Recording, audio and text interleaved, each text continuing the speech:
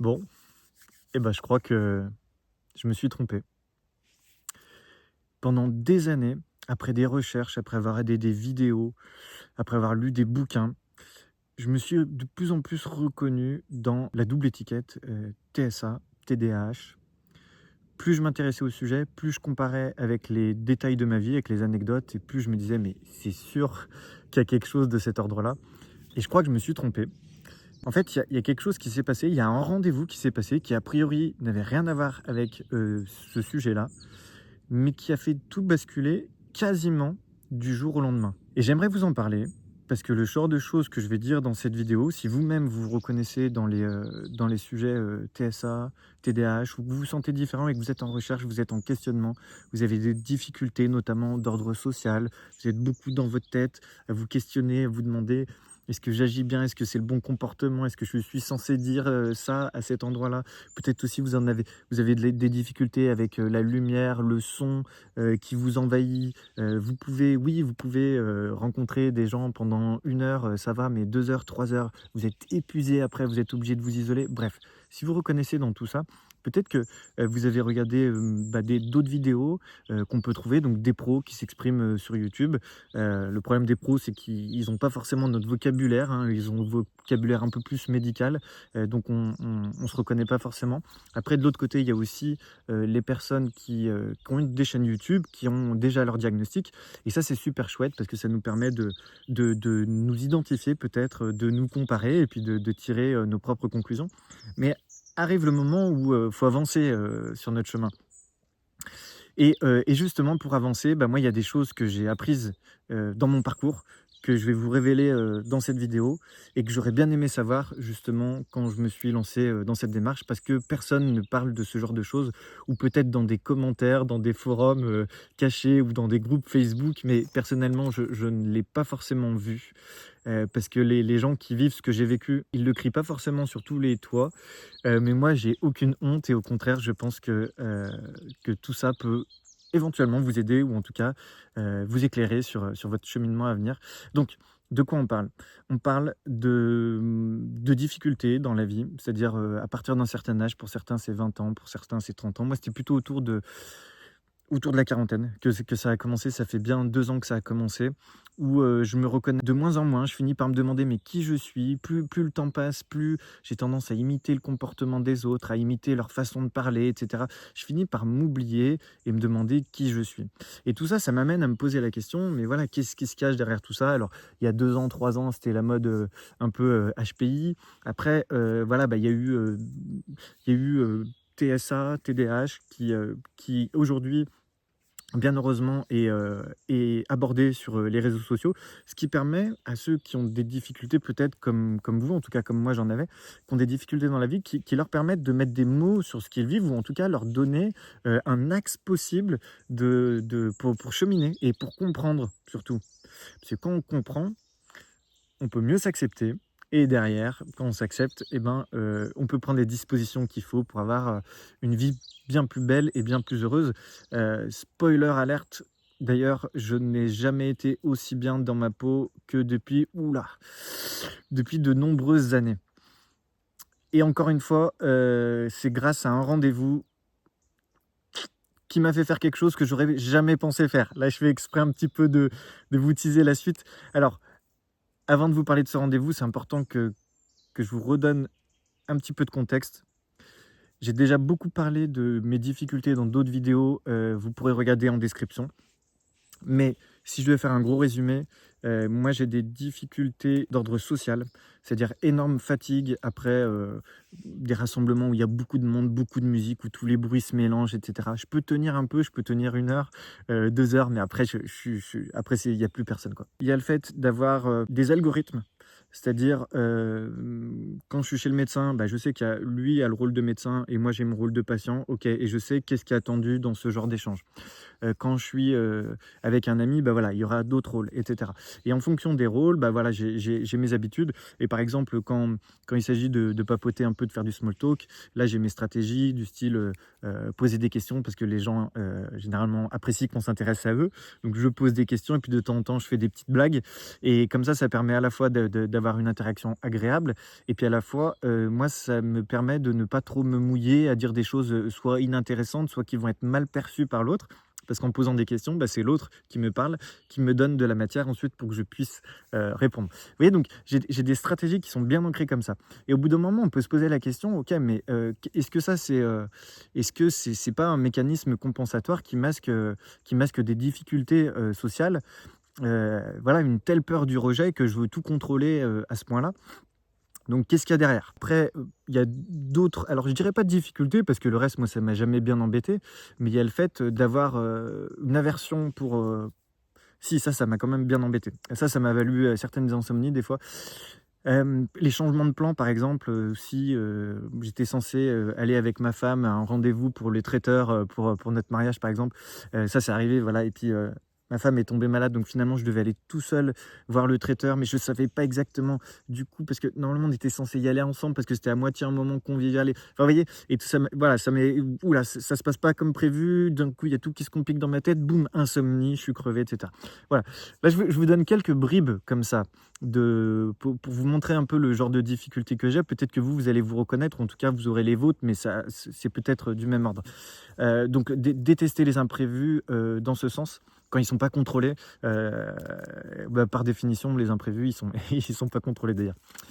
Voilà, après au niveau de la sensorialité, pour moi, c'est surtout le bruit, le son où, j'ai de grandes difficultés. Par exemple, s'il y a une moto qui passe à fond, vroom, dans ce cas-là, ça me met dans un état de tension incroyable. Alors, parfois, ça peut faire sursauter un peu les gens, mais après, ils reprennent leur discussion et tout. Alors que moi, il me faut quelques temps pour me remettre. Pareil, les pétards, moi ça fait des années, le 14 juillet, les feux d'artifice, alors en soi les feux d'artifice oui, mais par contre ceux qui font sauter des pétards, alors que juste à côté, juste derrière moi ou enfin non mais l'horreur quoi, l'horreur, l'horreur. Voilà donc ça c'est pour vous donner, un ordre d'idée de toutes les difficultés que j'ai. Alors il y en a certaines, qui me dérangeaient moins que d'autres, hem mais surtout celles qui me posaient le plus de problèmes et qui m'ont amené à cette démarche en fait, hein, d'essayer de comprendre, c'était surtout les difficultés sociales. Il y a des choses, voilà, typiquement par exemple pour mon mariage, j'ai demandé, qui a eu lieu en septembre, dernier, j'avais demandé expressément qu'il y ait zéro surprise organisée par les témoins et cetera pour pas être pris au dépourvu. Parce que qui dit surprise dit les regards braqués sur moi et devoir avoir, une réaction adapté et à la hauteur de ce qu'attendent les gens, qui ont préparé la surprise. Vous voyez ce que je veux dire? Donc au bout d'un moment, voilà, OK, alors est-ce qu'on est dans l'anxiété et du coup une sorte d'évitement? On évite les surprises comme ça on n'a pas d'anxiété. Est-ce qu'on est dans l'anxiété ou est-ce qu'on est dans un besoin, structurel de contrôle, qui du coup là ça peut s'apparenter davantage, justement à ce qu'on retrouve dans le TSA. Vous voyez? Bon, c'est ce genre de choses, au bout d'un moment, OK, on peut vivre avec, mais moi, ça commençait à me tarauder un peu, à me dire: «Mais qu'est-ce qu'il y a derrière? Qu'est-ce qui se passe? Je veux comprendre, je veux aller mieux». Il semblerait que la vie soit plus facile pour les autres, que la vie soit plus heureuse et même si moi voilà, je suis très heureux, avec ma femme et ma fille Juliette, et même si j'ai une activité, qui fonctionne très bien, une activité professionnelle indépendante, parce que ça je l'ai pas dit, j'ai une autre chaîne YouTube, où j'enseigne la batterie, ça fait plus de 10 ans, qui rencontre un grand succès avec lesquels, je m'épanouis. Bref, ça c'est un autre sujet. Donc il y a des choses qui vont très bien, mais voilà. Pour le reste, j'avais besoin de comprendre. Au début, comme je le disais, il y a quelques années, mode HPI un peu. Ah, je me dis: «Ah OK, ça pourrait» et cetera. Bon, parce qu'à l'époque, il y a 2-3 ans, toutes les difficultés qu'on mettait derrière le terme HPI, on a appris quelques années plus tard qu'en fait, souvent, ça décrivait les HPI qui se rendaient, chez les psychologues. Donc ça représentait pas la majorité des HPI, mais ça représentait, les HPI qui avaient des difficultés. Et souvent, les HPI qui avaient des difficultés, là je caricature, les HPI qui vont chez le psy, généralement, c'est les HPI qui ont d'autres troubles comme l'anxiété ou bien éventuellement le TSA et le TDAH. Et c'est pour ça qu'il y avait, alors on me parlait de pensée arborescente, mais qu'aujourd'hui on pourrait retrouver chez le TDAH, mais c'est pas tant une pensée arborescente qu'une pensée incontrôlable qui nous emmène à un point et puis de ce point-là, on a d'autres branches et puis on suit notre branche, on suit notre branche, mais finalement, les branches qu'on suit, on les suit de façon non volontaire. Et ça, c'est pas forcément, c'est une difficulté, du coup, plutôt qu'un avantage, même si ça peut amener la créativité sur certains points. On va pas trop rentrer dans les détails, là-dessus, mais voilà. Il peut y avoir un peu de TDAH et puis après, pareil, hein, tout dans ce qu'on dans la grande étiquette HPI d'il y a 3 ans, il y avait d'autres difficultés que rencontrent, les personnes sur le spectre autistique TSA. Il y a quelques années, voilà, je me suis posé, la question autour du HPI, mais surtout après, 2-3 ans après, c'est là où les choses, se sont clarifiées, sur les réseaux sociaux, notamment avec, pas seulement des professionnels qui parlent, mais des personnes concernées, donc des TDAH et des TSA qui ont, monté leur chaîne, YouTube, pour parler de leur cas, donc des personnes diagnostiquées. Et là, c'était super parce que je trouve que, pour nous qui sommes, pas des professionnels, mais juste des personnes qui cherchons à mieux nous comprendre, le fait d'avoir d'autres personnes normales, pas des pros, qui parlent comme nous, hein, qui ont des difficultés comme nous, ça nous permet de mieux nous identifier et mieux nous comparer. Nous, par exemple, les expériences qu'ils décrivent, est-ce que moi j'ai les mêmes? Ah ouais, tiens, c'est marrant, ça entre en résonance. Puis il y en a d'autres, ah non, ça je les ai pas, OK. Et ça nous permet d'avancer, ça nous permet de commencer à faire des hypothèses. Et moi, dans mon cas, rapidement, il y a 2 hypothèses qui se sont faites. Une première qui était le trouble de l'attention, donc TDAH, parce que je sais que depuis l'enfance, on me disait que j'étais dans la lune et les souvenirs que j'en ai, à part pour les matières qui m'intéressaient, pendant toute ma scolarité, en fait, pendant les cours, je sais pas où était mon cerveau, mais il était pas, j'écoutais jamais le cours. C'est-à-dire que je prenais les notes, mais mon cerveau était ailleurs. Je reprenais tout chez moi, et cetera. Et donc, grosso modo, ça se passait bien. Ça faisait que j'étais un élève plutôt moyen, enfin moyen plus, 12 de moyenne par là. Ça, c'est pour le côté TDAH. Et puis j'ai vu, non, je vais pas trop rentrer dans les digressions justement. Là, c'est, vous voyez, là, je commence dans cette vidéo, je commence déjà. J'ai toutes les branches de l'arbre là qui sont partout. Et puis là, mon cerveau, il aime bien prendre branche, branche, branche. Donc il y a le côté TDAH, ok, dans lequel je me suis bien reconnu. Et vous en avez des démonstrations maintenant. Et puis après, il y a le côté TSA dans lequel je me suis reconnu aussi pour tout ce qui concerne les difficultés sociales, les routines, toujours. Voilà la même façon de faire les choses. Par exemple, les aliments, privilégier les aliments qui ont toujours le même goût, parce que s'il y a certains fruits qui sont parfois sucrés, parfois acides, et cetera, je ne sais jamais à quoi m'attendre, donc je préfère que ce soit toujours la même chose pour pas avoir de surprise, et cetera. La plupart des gens aiment le changement, parce que la nouveauté, c'est la diversité, c'est vu comme une richesse. Là où moi, par exemple, souvent, quand je trouve un truc qui me plaît, après, j'ai tendance à vouloir répéter cette expérience. Parce que dans mon cas, par exemple, je me dis, vu que ça m'a déjà plu une fois, au moins c'est génial d'avoir un truc où je suis sûr que ça va me plaire à nouveau. Là où les gens, les autres personnes, par exemple, se diraient plutôt, non, enfin justement, au bout d'un moment, je m'ennuie de faire toujours les mêmes choses, ou alors je me lasse de manger toujours les mêmes aliments, etc. Enfin voilà. Donc il y a des côtés un peu de bien aimer toujours les mêmes choses, puis les difficultés sociales, le fait d'être tellement dans ma tête, le fait de tellement me demander tout le temps d'essayer de décrypter les rôles de chaque personne, avoir, comme je le disais tout à l'heure, des stratégies pour chaque situation. Voilà, tout ça pour moi, ça fait beaucoup penser au TSA. Ok, on va faire une petite avance rapide maintenant, parce que une fois que j'ai vu tout ça, que mon hypothèse s'est solidifiée, j'ai fini par me dire, ok, donc pour moi TDAH, TSA. Là, dans ce cas-là, il y a 2 types de réactions. La première, c'est on s'en fie à son intuition et à notre cheminement, enfin notre raisonnement, et on n'a pas besoin de validation externe. Deuxième façon de faire, c'est se dire, j'ai des hypothèses très solides, mais j'aimerais bien avoir un regard extérieur d'un professionnel qui voit tous les jours soit des personnes TSA, TDAH, soit des personnes qui ne le sont pas, qui, à longueur de journée, c'est leur boulot, ils font que ça. Donc, ils n'ont pas forcément toujours raison, ils peuvent se tromper, notamment quand il y a du camouflage, et ça on va reparler un peu plus tard. Le camouflage, c'est le fait de masquer sa différence. Donc pour les TDAH, c'est par exemple... Non, on en reparlera plus tard, j'ai dit. Laurent, recentre-toi. Donc moi, j'ai choisi la voie du bilan. Là, il y a soit le CRA, Centre Ressources Autisme, 2 ans d'attente, voire 3 ans d'attente, mais pris en charge, donc gratuit. Mais après, il faut se farcir l'attente. Et l'autre voie, bah là, c'est beaucoup plus rapide, mais ça coûte des ronds. C'est un bilan neuropsy et c'est l'option que j'ai choisie. Alors, bilan neuropsy, le résultat du bilan, c'était le TDAH qui était confirmé, qui d'ailleurs a plus ou moins sauté tout de suite à la vue de la neuropsy, et le TSA qui a été écarté. Et tout ce qui était assimilé dans les difficultés et les comportements que j'avais au TSA, elle, cette neuropsy, qui, si un jour regarde cette vidéo, d'ailleurs, je la salue au passage et elle se reconnaîtra et je la remercie pour tout son travail. Et donc, elle, tout ce que moi j'attribuais au TSA dans mes traits, dans ma personnalité, dans mes façons de fonctionner, elle l'attribuait plutôt à de l'anxiété, du perfectionnisme et éventuellement avec des traits obsessionnels. Et là, quand j'ai eu cette réponse lors de l'entretien de restitution des résultats, en fait, lors de cet entretien, avant même de parler du TSA et du TDAH, elle a commencé par me dire bah, vous, Laurent, quand même, c'est clair que bon, il y a quand même un gros truc qui est frappant, c'est votre anxiété tout de même.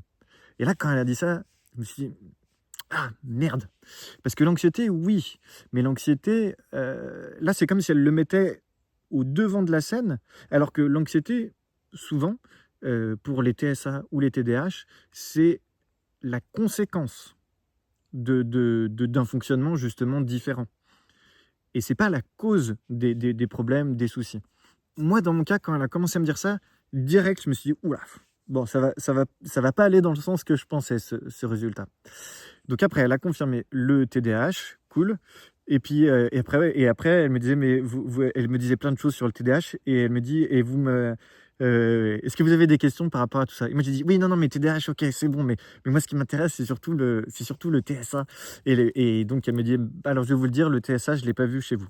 Je l'ai pas vu chez vous parce qu'effectivement les difficultés que vous avez donc voilà, anxiété, perfectionnisme etc. Et elle dit mais j'ai pas eu le sentiment que vous aviez un déficit dans les interactions, dans l'intuition sociale et tout, et dans les... Alors, il parle de réciprocité sociale. En gros, c'est le fait de pouvoir communiquer, pouvoir se faire des amis, pouvoir voilà, avoir un échange normal. Donc, suite à ça, j'avais été chamboulé parce que ça remettait des questions là où j'avais trouvé des réponses avec la double étiquette TSA-TDAH. Ok. Mais j'ai quand même fait le travail d'acceptation de ce résultat. Et un mois plus tard, on avait un nouveau rendez-vous d'après bilan, où cette fois-ci, j'y étais allé serein pour voir, ok, on va parler du TDAH, de comment je peux avancer sur ce sujet, quelles sont les pistes après, etc. Enfin voilà, cool. Lors de ce nouvel entretien de bilan, alors que moi j'avais fait toute la démarche finalement d'accepter, de comprendre et d'accepter les nouvelles informations que j'avais, c'est-à-dire que le TSA était mis de côté, et il y a une question au tout début de cet échange en fait elle m'a posé la question quoi de neuf. Alors Laurent, non elle n'a pas dit Laurent mais elle dit bon comment allez-vous etc. Alors quoi de neuf elle m'a dit. Et là ça m'avait fait bugger parce que du coup je savais plus si on était dans la démarche patient-thérapeute ou bien dans une démarche un peu plus complice ou un peu plus, je sais pas, en tout cas une démarche un peu plus informelle. Voilà. Et mon cerveau avait bugué parce que je savais pas, ok, est-ce qu'il faut que je parle un peu de ce que j'ai fait le dernier week-end ou que je parle direct du bilan, etc. Et donc c'est pour ça que le lendemain de ce bilan, alors que j'avais fait tout le chemin pour accepter le fait que le TSA était mis de côté, le lendemain du bilan, je me suis dit, mais quand même ça c'est bizarre. Au moment où elle m'a dit quoi de neuf, j'étais pas du tout anxieux. Et puis ça pouvait pas s'expliquer non plus par le TDAH qui parfois nous fait manquer certaines informations parce que là j'étais totalement focus. Donc pas d'anxiété, pas de perte de focus.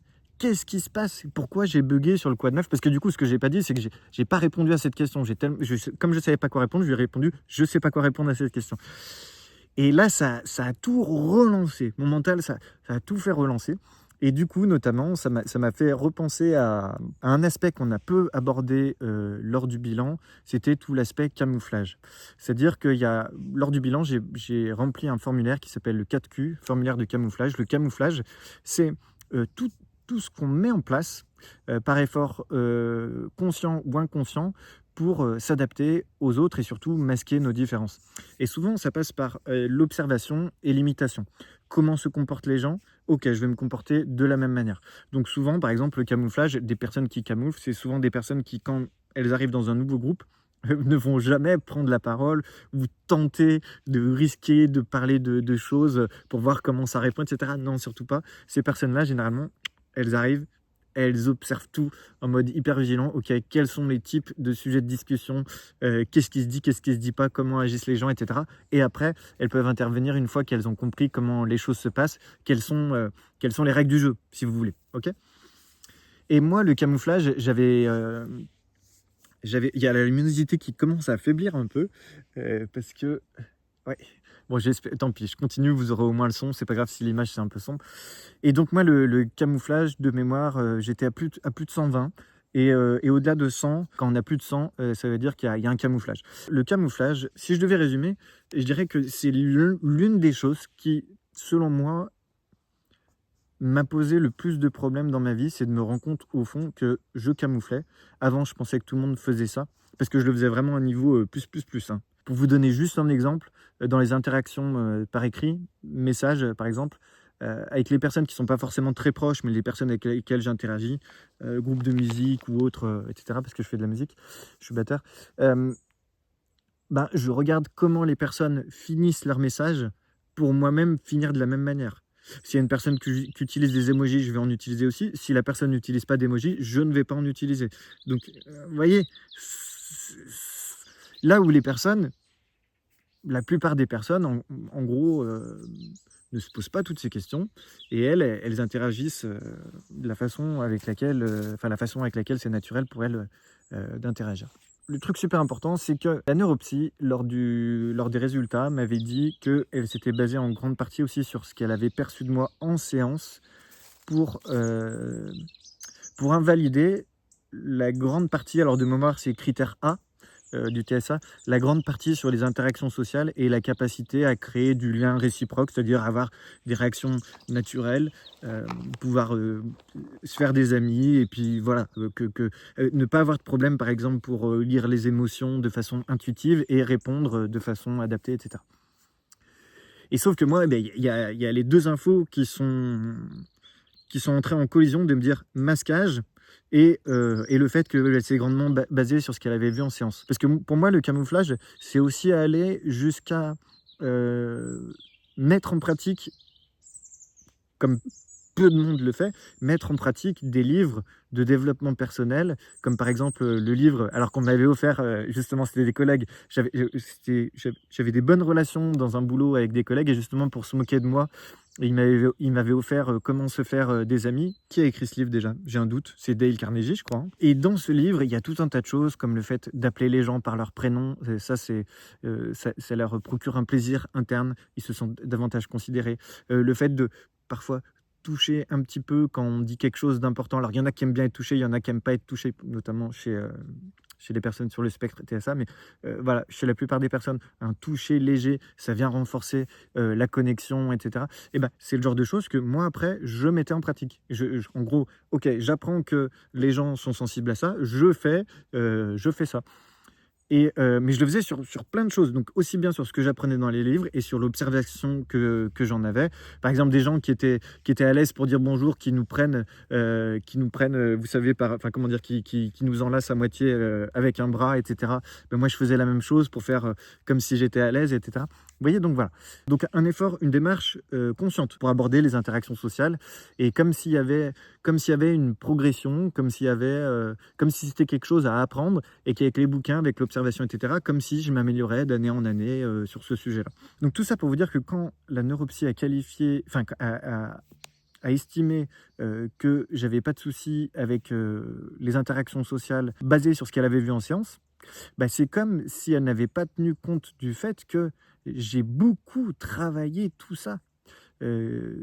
Ça peut être des intonations, ça peut être des gestuels. Par exemple, les gestuels que j'ai en vidéo, c'est quelque chose que j'ai travaillé. Je me rappelle, ça c'était en école d'ingénieur où, on avait des cours de communication et j'avais un exposé à faire et lors de cet exposé, pour avoir la bonne attitude, bah, je me filmais et puis je regardais quels sont les gestes, vous voyez? Par exemple, bon voilà, situation 1, situation 2 et cetera. Utiliser des gestes comme ça pour clarifier les propos et donc cette gestuelle, c'est quelque chose que j'ai travaillé.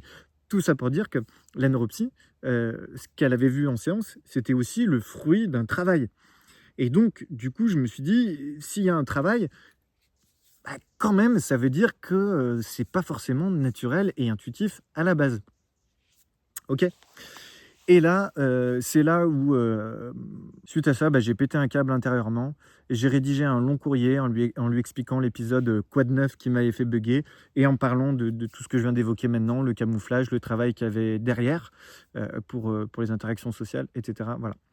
Suite à ce courrier, elle m'avait, fortement, invité à en parler à mon médecin traitant, donc mon médecin traitant qui m'a redirigé vers, enfin qui m'a fait un courrier pour un psychiatre. Mais après, laissez-moi vous dire que pour avoir un rendez-vous chez un psychiatre qui, est spécialiste TDAH et TSA, pas évident. Alors je crois qu'il en existe sur Lyon, mais j'ai pas réussi à les avoir. On tombe sur le secrétariat et tout.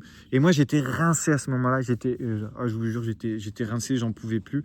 Et puis ça, en fait, je m'étais auto-angoissé avec toute cette affaire parce que ça faisait des mois et des mois que j'étais obsédé. Les exemples de ma vie qui correspondaient à TDAH, TSA, je les notais, je les disséquais dans tous les sens, etc. Et donc, et d'un coup, après le bilan, en fait, voilà, ça m'a rendu fou parce que il me restait des questions auxquelles le bilan, pour moi, ou en tout cas tel que ça avait été conclu, c'est comme s'il y avait il me restait des questions. Ces questions, pour moi, elles avaient leur réponse avec la double étiquette TSA-TDAH, mais là, elles n'avaient plus leur réponse totale parce que l'anxiété, le perfectionnisme, pour moi, ça répondait pas à tout. À partir de là, j'ai pété un boulon. J'ai eu une anxiété qui est apparue, mais qui concernait un sujet tout autre, qui concernait... moi, j'ai toujours eu une tendance un peu hypocondriaque, c'est-à-dire hypocondrie, vous connaissez sûrement, c'est des anxiétés liées à la santé, c'est-à-dire qu'on est hyper vigilant envers les moindres symptômes qu'on peut ressentir, symptômes corporels. Je vais pas rentrer dans les détails, mais il s'est passé des choses, parce que avec le stress et tout, je suis tombé, enfin voilà, maladie, voilà, j'ai dû choper un petit virus, etc. Il s'est passé pas mal de choses, et voilà, j'ai développé une anxiété très importante pendant l'été, c'était l'été dernier. Et je crois que même en vacances, ouais, j'étais anxieux. Et de mémoire, en septembre, j'ai pris rendez-vous avec un psychiatre. Alors, je vous passe les détails parce qu'en vrai, j'ai pris rendez-vous avec 2 psychiatres en ligne sur le site que vous connaissez peut-être. Alors, c'est surtout pas sponsorisé cette vidéo, hein, mais il y a un site qui s'appelle Care, Q-A-R-E. Là, le gros avantage, c'est que ça nous permet de nous avoir des personnes très rapidement. Mais l'inconvénient, c'est que les rendez-vous sont très, très courts. Par exemple, les rendez-vous, de psychiatre, ça dure, je crois, un quart d'heure, 20 minutes grand max. Donc, je vous passe les détails. J'avais eu 2 rendez-vous, avec des psychiatres au début pour poursuivre, je voulais quand même poursuivre, avoir un second avis sur le TSA parce que patati patata, leur parler de ce que j'avais vécu. Donc un premier qui m'avait semblé bien, un psychiatre qui avait pris le temps de m'écouter, mais qui avait botté en touche en me disant des trucs du style: «Mais vous vous enfermez peut-être un peu dans l'étiquette». Alors direct, je m'étais dit: «Ah non, mais il y en a marre», enfin, j'avais pas besoin d'entendre ça sur le moment. Mais à côté de ça, il y avait des choses qu'il m'avait dites qui étaient plutôt pas mal par rapport à l'anxiété, par exemple, parce que j'avais aussi parlé de mon anxiété, l'hypocondrie, et cetera. Mais OK. Donc j'étais un peu perdu, mais il m'avait pas... Voilà, sur le moment, ça n'avait pas matché parce que l'histoire du TSA, je m'étais pas senti considéré, donc j'avais fait next. Et j'avais ensuite, j'étais tombé sur un autre psychiatre qui, lui, au début, je vous la fais courte, mais lors des premières minutes du rendez-vous, avec tout ce que je lui évoquais, il m'a dit: «Bah, effectivement, ça semble correspondre à un profil autistique». Mais après, quand je lui avais dit: «Bah, vous comprenez pourquoi je souhaite aller plus loin dans la démarche, pour mieux me comprendre, pour mieux, m'affirmer auprès de moi-même et ensuite auprès des autres». Donc en termes de besoins, en termes de calme, de prévisibilité, et cetera. À partir du moment où j'ai dit que je voulais démarrer, enfin, c'est pour ça que je faisais cette démarche, il s'est rétracté en disant: «Non, mais je pense que c'est pas une bonne idée pour vous maintenant, cette voie-là. Ce qu'il faudrait, c'est plutôt une psychothérapie classique avec une personne qui a plus de temps que moi pour vous écouter». Et voilà, bah, là, ça m'avait fait un ascenseur émotionnel parce que pour la première fois, j'avais été entre guillemets «validé», pour le côté TSA, et après boum, non, il refuse d'aller plus loin, donc retour à la case départ. Et après ça, l'hypocondrie a pris, le dessus sur tout. Et au bout d'un moment, le TSA, le TDAH, c'était complètement hors sujet, dans ma vie. Attendez, je vais essayer de résoudre ce problème de contre-jour quand même. Est-ce que vous me voyez mieux là? Voilà, bon, alors l'image, elle va pas être terrible là, je pense, hein. Elle va pas être terrible, mais au moins vous me verrez mieux. Heu, donc comme je disais, après l'hypocondrie, a pris le dessus, à un tel point que ça m'a gâché mes vacances.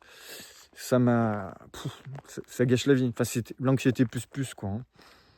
Donc après, j'ai repris rendez-vous et là, je me suis dit: «Il y a 2 façons de faire». Parce que encore une fois, pour avoir un rendez-vous rapidement, je suis repassé par des rendez-vous en ligne sur Care. Sinon, bon courage, hein, pour avoir un rendez-vous chez un psychiatre rapidement.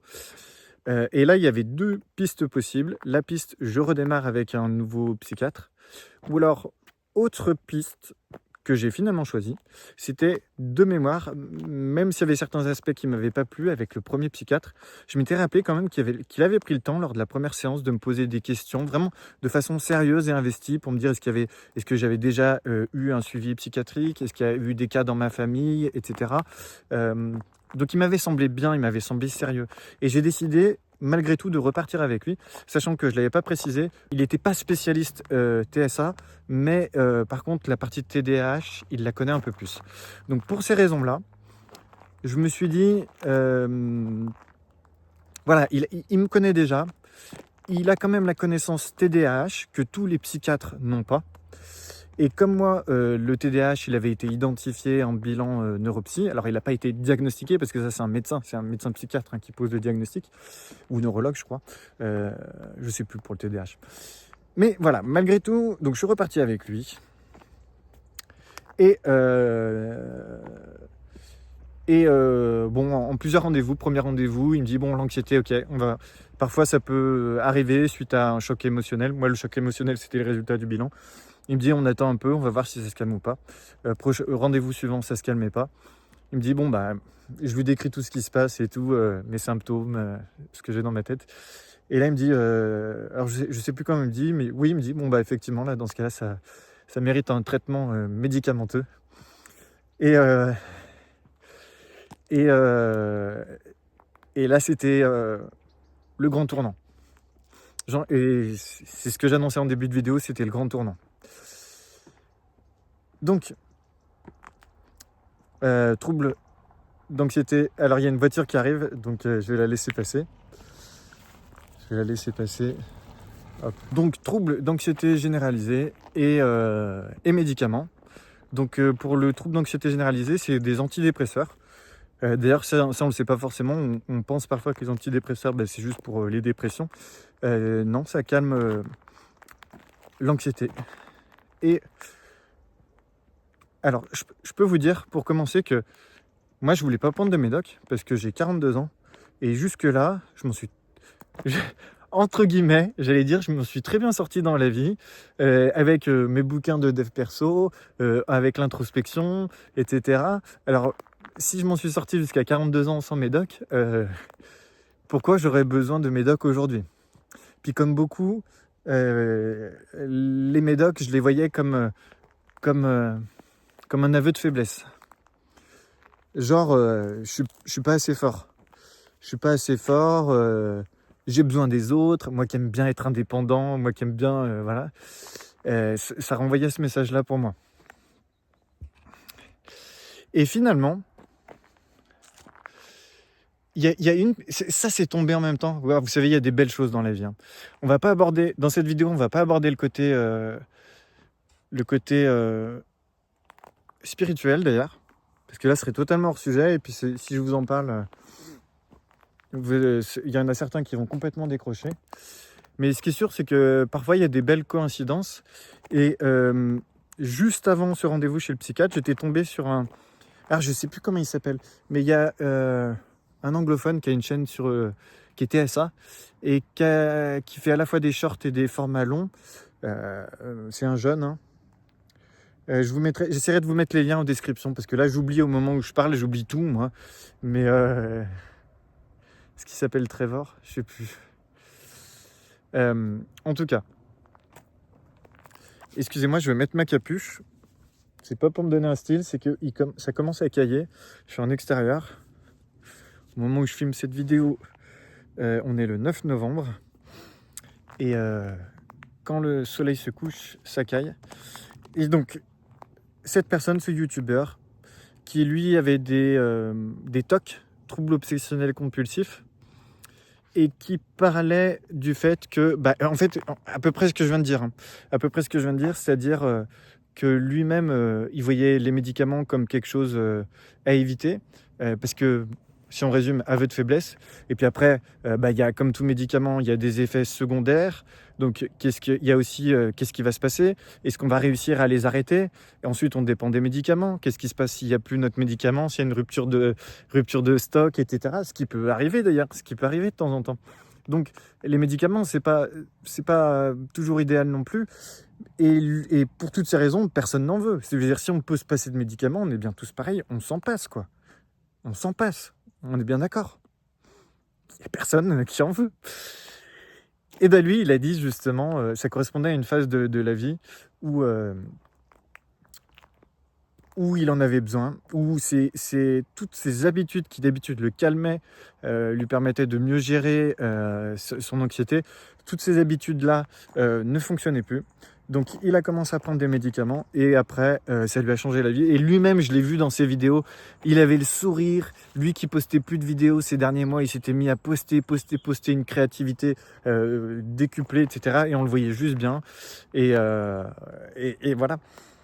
Et je me rappelle que ça, plus, et j'aurais dû le dire en premier, plus ma femme qui m'a soutenu et qui... voilà, qui est, je peux pas le dire autrement, qui m'a soutenu de tous les côtés. Tout ça a concordé dans le fait que quand le psychiatre m'a proposé un traitement médicamenteux, j'ai dit oui tout de suite. Et qu'est-ce qui s'est passé après ? Ce qui s'est passé après, j'aurais jamais pu l'imaginer en fait. Ce qui s'est passé... comment je vais essayer de vous résumer ça, mais en gros, ce qui s'est passé, c'est que ma sensibilité auditive a diminué. Dans le sens où, par exemple, quand il y a des discussions de groupe, où il y a de la musique, il y a des gens, etc. Et je fais une nouvelle activité cette année, par exemple. Je fais du ping-pong le mercredi. Et là, vous savez, c'est dans une salle, ça résonne, il y a plein de bruit, il y a les gens y crient, etc. Là où par le passé, j'aurais pété un câble avec tout ce bruit, là, par exemple, ça ne me pose aucun problème. Pendant les soirées aussi, ça me pose beaucoup moins de problèmes. Il y a des choses... Alors, un exemple très précis aussi, je ne sais pas si vous allez vous reconnaître. Parfois, j'ai une discussion avec quelqu'un, et le fait d'avoir cette discussion, parfois, ça me demande de la concentration, déjà pour faire du tri dans ma tête, pour dire ce que j'ai envie de dire, etc. Ça me demande un effort. Et si là, on est interrompu par une autre personne, soit temporairement, soit même on est interrompu tout court, et puis après, ça passe à autre chose, je le vis comme une irritation interne, comme si moi je mettais tout plein d'efforts dans cette interaction, et que tout ça c'était pas respecté parce qu'on était interrompu, etc. Oui, ça c'était mon quotidien avant. Par exemple, je détestais, parce que déjà le small talk, ou certaines discussions qui m'intéressent pas forcément, et je fais déjà un effort pour essayer, et en plus on est interrompu, etc. C'était l'horreur. Et vous savez quoi maintenant, quand je dis small talk ou discussion qui m'intéressait pas, non, je crois que c'est surtout pour les discussions qui m'intéressent, et quand je parle des choses qui me tiennent à cœur, quand là je suis interrompu à ce moment-là, par exemple, là je pétage de plomb. Enfin, quand je dis pétage de plomb, c'est interne, hein, parce que de l'extérieur, il y a personne qui voit rien, ou en tout cas, ils peuvent voir un peu d'impatience, mais c'est pas, enfin voilà. Alors qu'à l'intérieur, c'est la cata. Bah, par exemple, je vous mens pas, et le but c'est pas de faire l'apologie des médicaments. Je vous parle juste de mon vécu. Je vous parle de ce qui s'est passé pour moi. Bah, maintenant, quand ça arrive, en fait, il y a aucun souci. Il y a aucun souci. Et quand je dis il y a aucun souci, c'est ok, on a interrompu, je regarde qu'est-ce qui se passe et tout, et puis après, bah, on reprend. Mais je sais pas comment l'expliquer, mais si vous-même, vous connaissez cette sensation d'irritation quand on est interrompu, bah essayez d'imaginer qu'est-ce que ça peut faire, que ça ne vous fasse plus rien justement, et que ce soit ok. C'est juste magique, hein. Franchement, c'est à la limite de la magie le truc. Donc ça, je vous donne des petites bribes, hein, parce que ces petites bribes, je pense que attendez, il faut mieux que je me mette dans ce sens pour mieux que vous me voyez, parce que le jour, il est un peu là-bas. De toute manière, je pense pas qu'il y ait beaucoup de monde qui regarde encore à ce moment-là, ou en tout cas, peut-être que ceux qui... Enfin, dans le sens où ceux qui sont encore là, je pense déjà peut-être, si c'est votre cas, peut-être que vous écoutez plutôt que vous regardez la vidéo. Moi, c'est le genre de vidéo que j'aime beaucoup écouter en marchant ou en faisant une activité manuelle, voilà.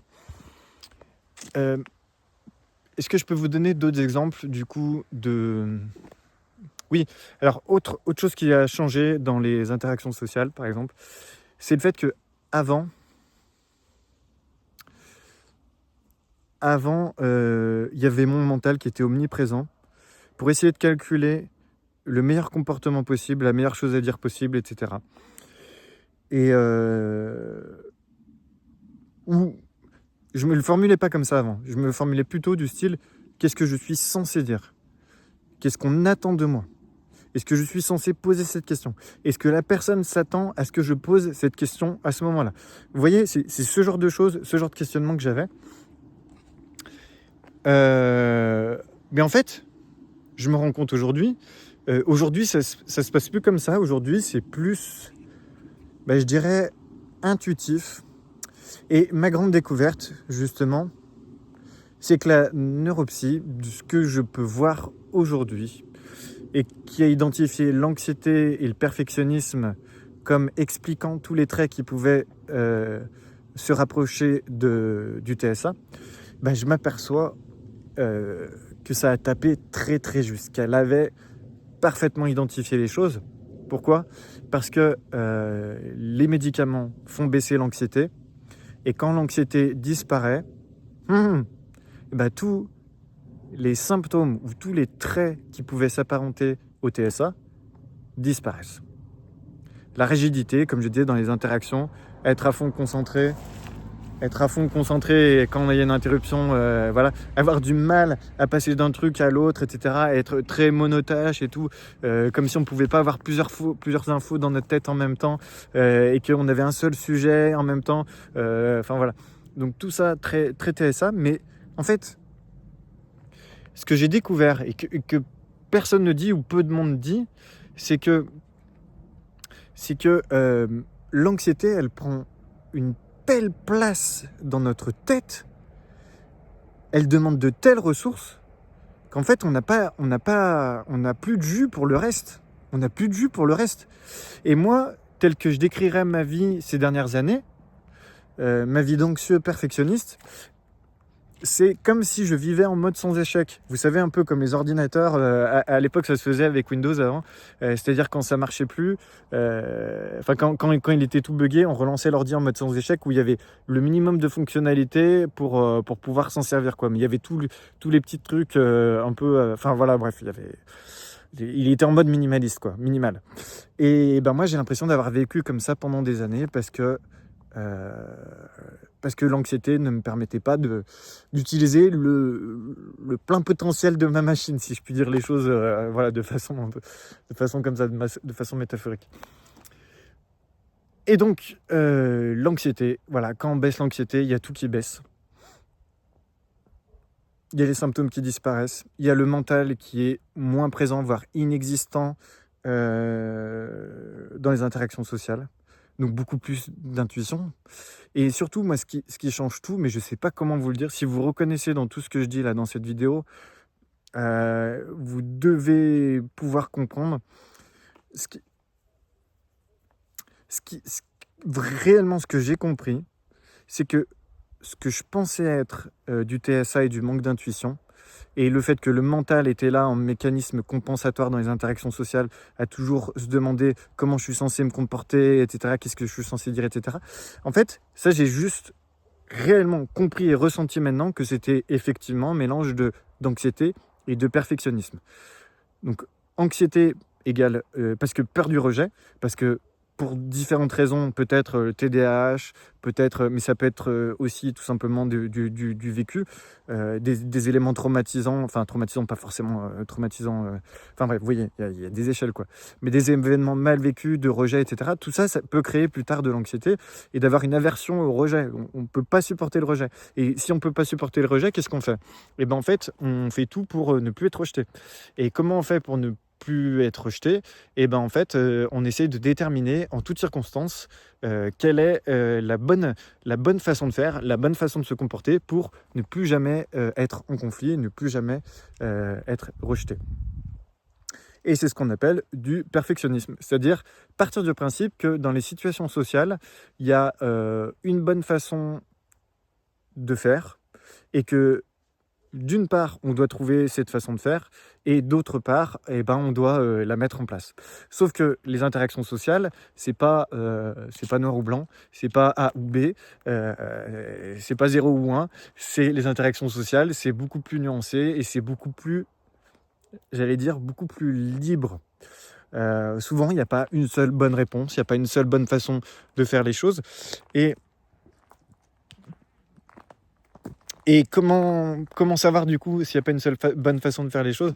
Comment savoir comment agir, quoi faire? Et ben, comment savoir? Et ben tout simplement, là je vais dire un truc qui m'aurait énervé si on m'avait dit ça il y a quelques temps. Comment le savoir? Et ben tout simplement en se disant, en s'autorisant à être. S'autoriser à être, ça veut dire quoi? Ça veut dire que partir du principe que les gens n'attendent rien de spécial de nous. Et ça, c'est un truc que j'avais pas compris. Enfin, c'est même pas de l'ordre de la compréhension, c'est de l'ordre du ressenti, parce que je le ressens maintenant. C'est-à-dire que les gens n'attendent rien de spécial. Et puisqu'ils n'attendent rien de spécial, on peut se permettre d'avoir des réactions spontanées. Alors bien sûr, tout ça, c'est toujours à nuancer. Il y a des fois où les réactions spontanées, bien sûr, il faut que ce soit adapté au contexte, etc. On est bien d'accord. On ne réagit pas de la même manière avec notre meilleur pote qu'avec le maire de notre ville, etc. On est bien d'accord. Mais vous voyez ce que je veux dire? En toutes circonstances, quelle que soit la nature de l'interaction, on peut toujours y mettre de notre personne, de notre personnalité, parce que la personne, et même si parfois c'est cadré, même parfois s'il y a des codes, on peut se permettre parfois de sortir un peu des codes et parfois même ça rend les choses un peu plus humaines et c'est très apprécié. Et depuis, je ne veux pas vous raconter les détails, mais j'ai des petites interactions, même courtes, à la pharmacie ou chez des commerçants. J'ai des petites interactions réellement authentiques cette fois-ci, qui, bien qu'elles soient courtes, sont super nourrissantes. Et c'est des nouvelles choses, ce sont des nouvelles choses pour moi que je ne connaissais pas auparavant. Parce qu'auparavant, je jouais un rôle d'acteur. Le camouflage, d'ailleurs, je ne l'ai pas présenté comme ça précédemment, là, dans cette vidéo, mais bon, là, c'est mort pour l'image. Vous savez quoi? C'est mort pour l'image. Donc, je vais continuer de marcher dans le noir. Vous aurez l'audio encore une fois.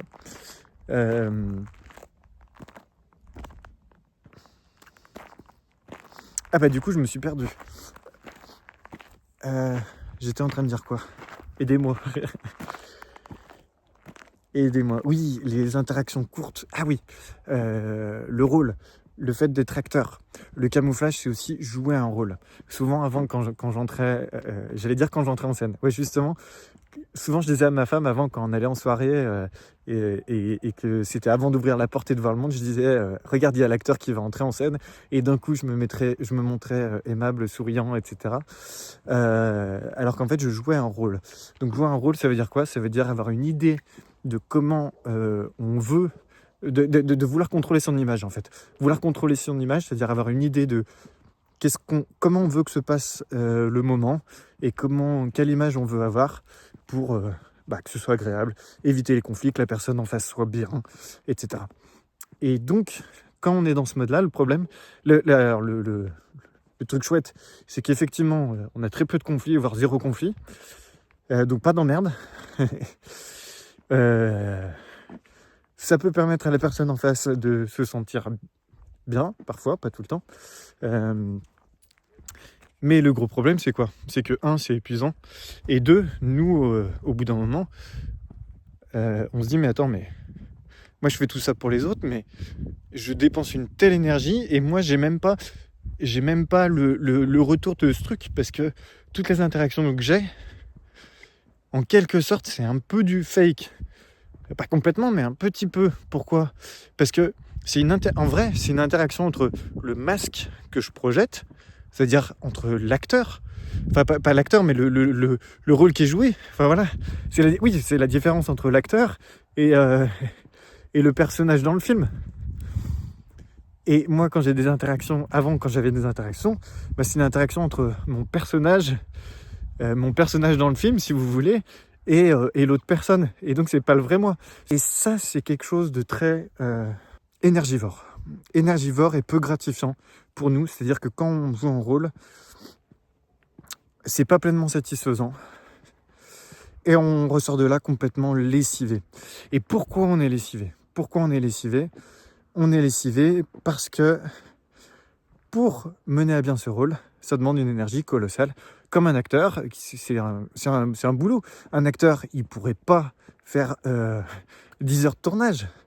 Au bout d'un moment, il est crevé. Pourquoi? Parce qu'un acteur, voilà, il est en train de jouer un rôle. C'est pas naturel, c'est pas spontané. On lui demande d'être quelqu'un qu'il n'est pas. On lui demande de faire appel à des ressources. Voilà.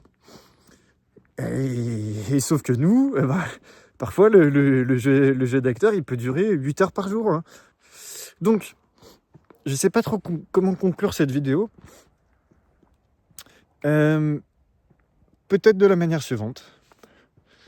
Je crois aujourd'hui, alors on n'est jamais sûr à 100%, mais je crois que grâce aux médicaments, j'ai accédé à une nouvelle réalité.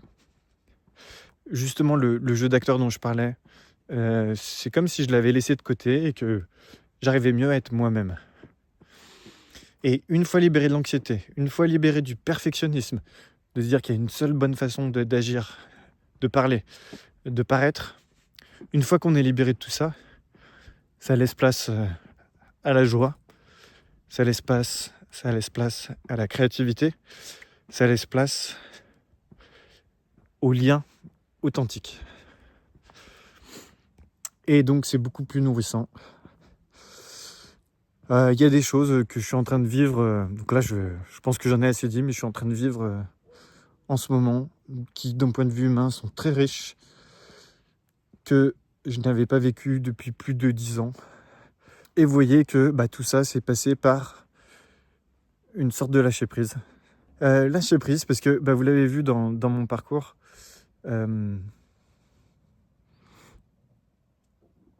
en fait, j'ai voulu contrôler, y compris contrôler, j'avais une recherche de certitude, y compris pour savoir qui j'étais, par rapport au TSA, au TDAH, dans quelle case je rentre, en me disant que si j'avais les éléments de compréhension, alors je pourrais agir de telle ou telle manière, dire les choses de telle ou telle manière à mon entourage, etc. Mais en fait, si on regarde bien, c'est une démarche de recherche de contrôle supplémentaire.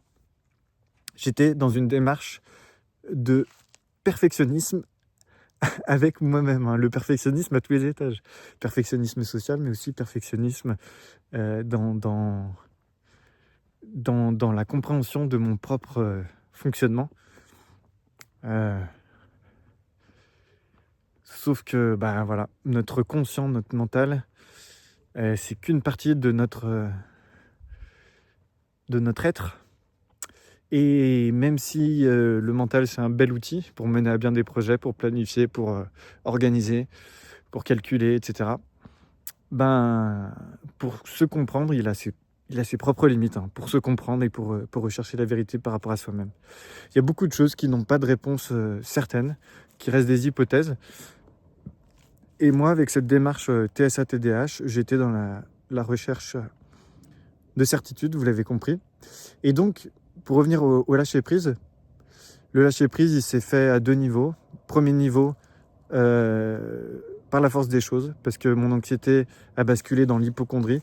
Donc, à ce moment-là, j'ai lâché prise sur mon besoin de savoir, TSA. Alors, le TSA qui a été écarté par la neuropsy, est-ce que finalement il est là ou pas là? Boum. À ce moment-là, avec l'hypocondrie, je peux vous dire que ça passe au second plan, parce que quand on est hypocondriaque, on croit qu'on va crever. Donc, savoir si on est TSA et savoir si on va mourir dans un an, vous voyez, c'est pas le même, c'est pas la même prio, quoi, j'ai envie de dire. Donc, lâcher prise par la force des choses à ce moment-là. Et puis, deuxième phase de lâcher prise, c'est quand j'ai pris rendez-vous avec le psychiatre pour parler de mon anxiété. Ou une nouvelle fois,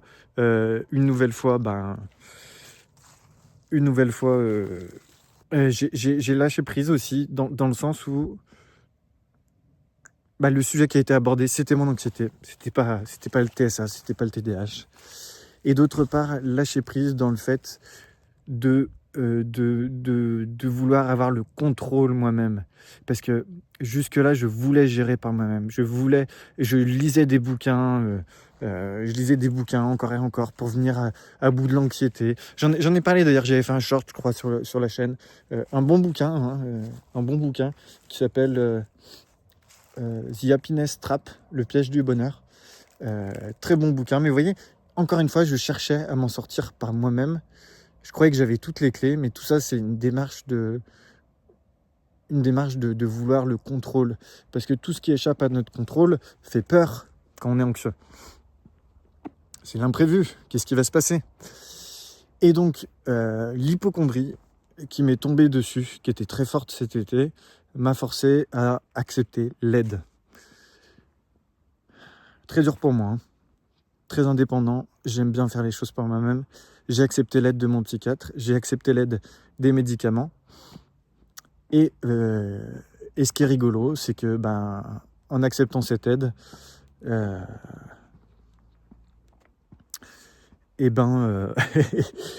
finalement, j'ai vu quelque part, même si c'est pas du 100%, j'ai eu les réponses par rapport aux questionnements que j'avais, notamment par rapport au TSA, parce que c'était ce que je vous présentais en début de vidéo, hein.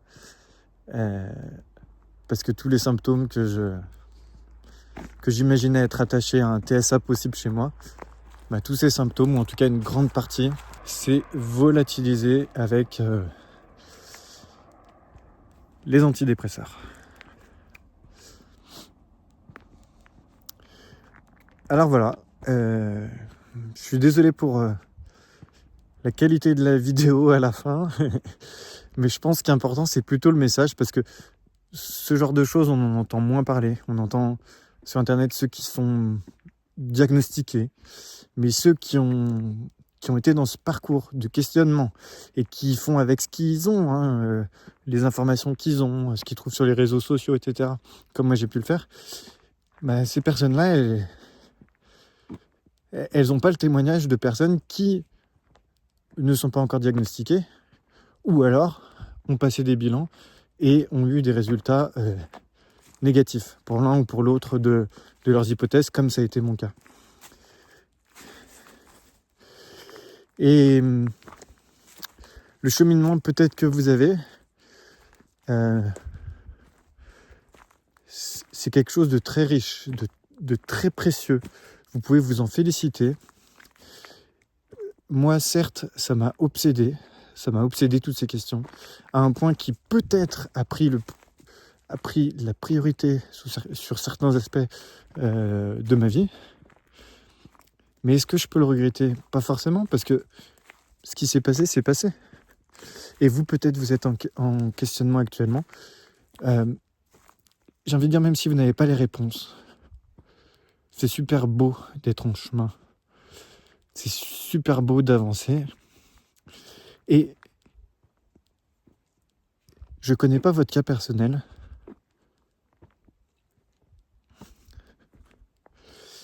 Mais il y a des belles choses qui peuvent se passer, peut-être. Même si aujourd'hui vous êtes dans la souffrance, dans le questionnement, dans l'incompréhension de vos proches, peut-être que vous êtes persuadé de certaines choses, les gens ne vous croient pas, etc. Voilà. Peut-être que vous-même vous doutez. Un coup vous pensez être TDAH, un coup non finalement vous ne l'êtes pas, un coup TSA, un coup vous ne l'êtes pas, etc. Ok. Bah tout ça, je suis passé par là. Mais je suis de l'autre côté maintenant. Mon cheminement, bien sûr, continue. Je vais vivre d'autres choses. La vie ne va pas être facile, on sait. Hein. Il y a des hauts, des bas, ça c'est assuré. Mais je peux vous dire que... Oh là là, ça fait des années que je ne m'étais pas senti aussi bien.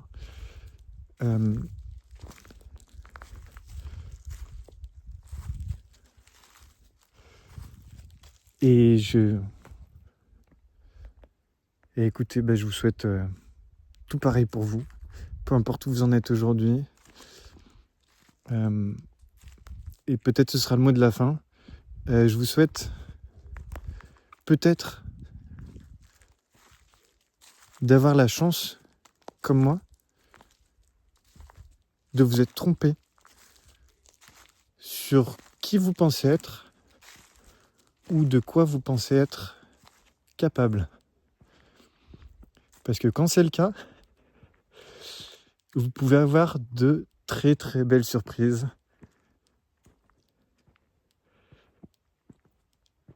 Alors je vous souhaite de garder cette curiosité, cette ouverture, cette capacité à vous tromper, vous aussi.